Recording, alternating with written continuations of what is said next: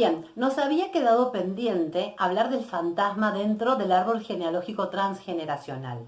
Primero que nada, me gustaría aclarar qué significa transgeneracional.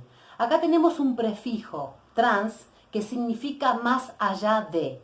Y generacional obviamente está hablando de las generaciones. Por lo tanto, transgeneracional es ver más allá de las generaciones. Nosotros nos abocamos a introducirnos en la investigación de la genealogía para buscar dónde puede estar la raíz del conflicto de un consultante, ya sea un síntoma, una enfermedad, un bloqueo. Y habíamos hablado del fantasma. Generalmente las personas que llevan un fantasma son esas personas que sienten su vida o su mente dividida en dos.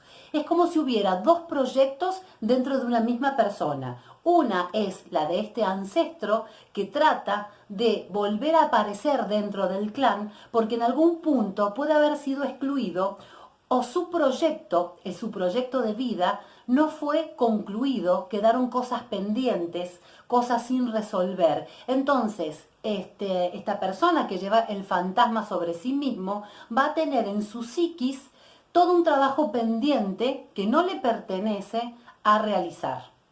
Decimos que hay un fantasma cuando la fecha de nacimiento o de concepción del consultante coincide con la fecha de fallecimiento de alguno de sus ancestros, siempre y cuando éste haya fallecido antes de la concepción del consultante. Ya que si la persona falleció cuando el consultante ya estaba con vida intrauterina en su madre, no existe la posibilidad de que sea fantasma. ¿Qué pasa con el fantasma? Le deja una herencia al consultante para que concluya con lo que éste no pudo finalizar. Estas personas, como decíamos, muchas veces se sienten divididas, tienen una transmisión psíquica, desde el psicoanálisis lo mira de esta forma, de un ancestro, de un miembro de su familia. Algunas de las enfermedades que podemos decir que encontramos dentro de los consultantes que hay un fantasma son, por ejemplo, la depresión.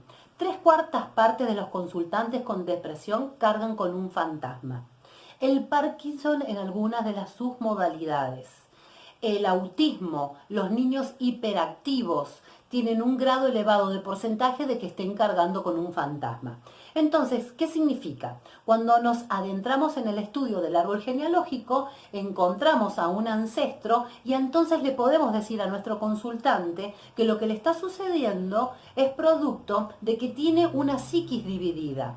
Podemos estudiar todo lo que se pueda obtener de información de ese ancestro para saber cómo fue su vida, qué cosas se dicen de él, qué es lo que más se recordaban. Recuerden que nunca encontramos todos los datos, pero todo aquello que está oculto, todo aquel que se dejó de lado. Sé que soy reiterativa y que en todos los videos estoy haciendo hincapié en la misma información, porque es necesario que la tengan presente cuando quieran realizar un árbol transgeneracional, porque cuando estén haciendo el mismo es muy posible que se distraigan con otros datos, ya que al principio, cuando no se tiene la práctica suficiente, hay mucha información que se nos va revelando y no toda es necesaria. Solamente nos vamos a tener que ocupar de la pregunta que el consultante haya traído a la sesión.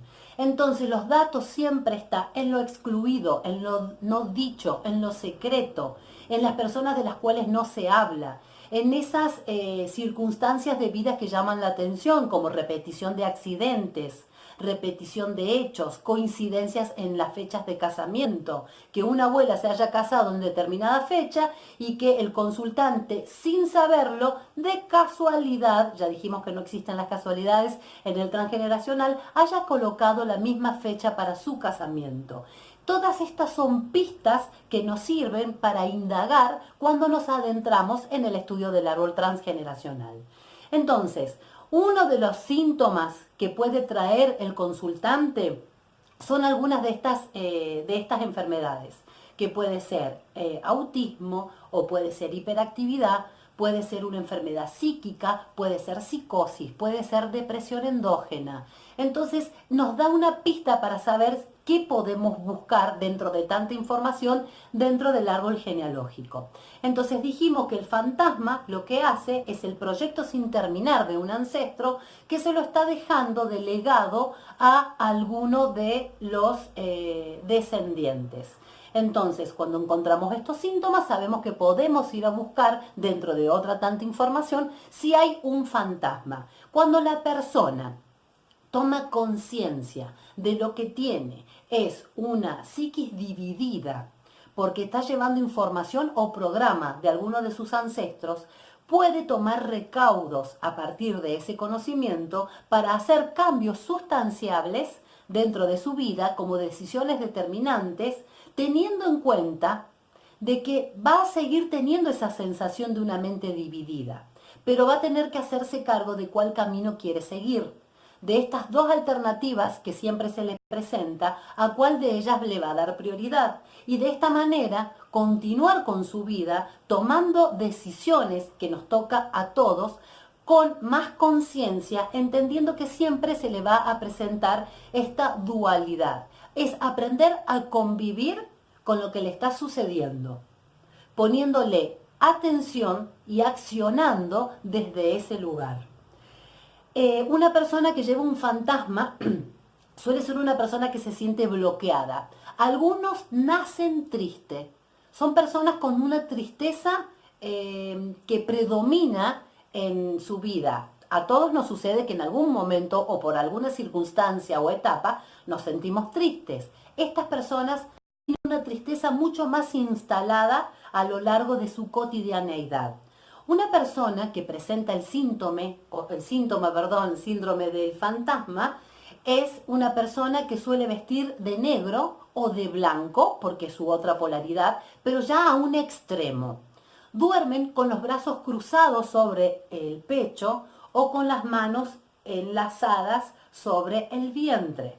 Son algunos de los detalles que nos pueden mostrar o que le podemos consultar a la persona que viene a hacerse un árbol genealógico para ir tomando las pautas de si tiene el síndrome del fantasma o no. Le decimos síndrome porque reúne una serie de características.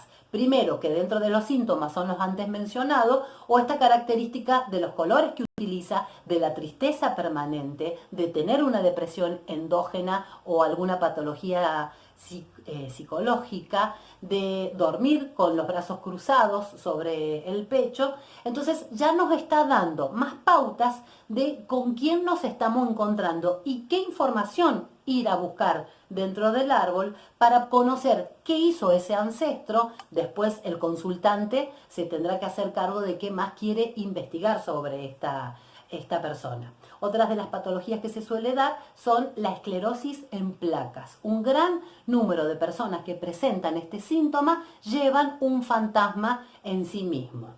Bueno, me han dejado consultas y gracias a eso podemos ir desarrollando próximos videos donde responderé las mismas.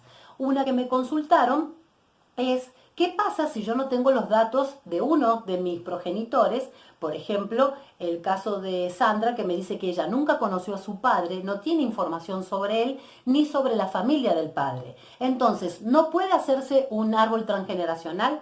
La verdad es que sí podemos hacer un árbol transgeneracional, porque sabemos que los árboles se espejan y que muchas veces encontramos información a través de las proyecciones que hace algún miembro de la familia o del consultante mismo. Por lo tanto, no tener datos, fechas, nombres o la historia de alguna de las ramas del árbol no es para nada un impedimento para poder realizar este estudio, y de todas formas la información que va a arrojar el árbol es bastante cuantiosa y sustentable. Entonces, en un próximo video vamos a hablar de qué es esto de que los árboles se espejan, o por ejemplo en el caso de hijos adoptados que no conocen o no tienen información de su árbol, el que lo dio en adopción.